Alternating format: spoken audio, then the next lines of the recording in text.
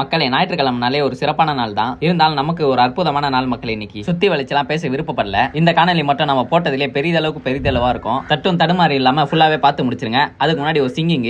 என் நிழலும் எனையே உதரும், நீங்கி போன நினைவும் என்னை மட்டும் இரவில் வந்து காக்கிறதே. சோ லிரிக்ஸ் தெரியல மக்களே, மன்னிச்சிருங்க. பாபா பாபா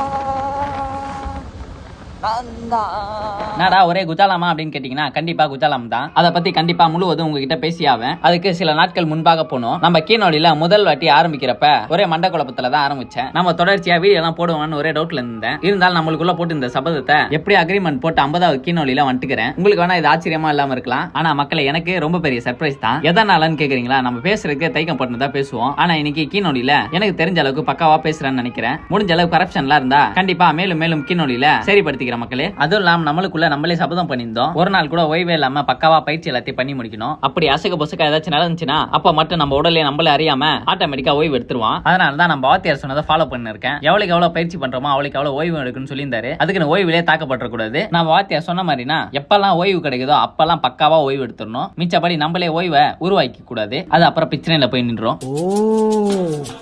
நீ அப்படி வரியா?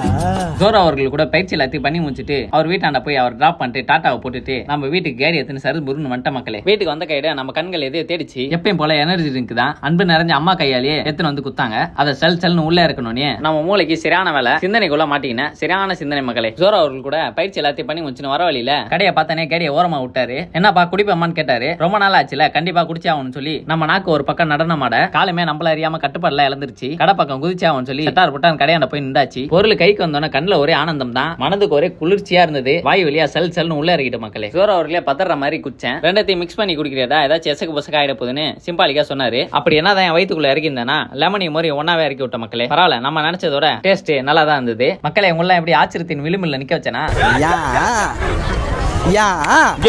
என்ன ஏதாவது ஒரு பாசிட்டிவா பேசணும்னு பார்த்தா தர்தினியம் பிடிச்ச மாதிரி பேசிட்டு இருக்கேன்.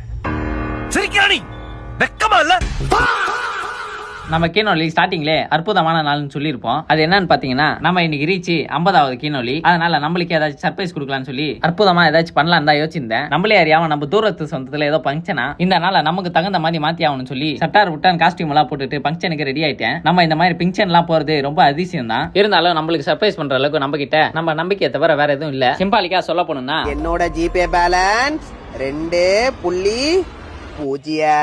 நான் வேணா உங்களுக்கு ₹1 அனுப்புறேன், மிச்சம் ₹1 கேட்காதீங்க.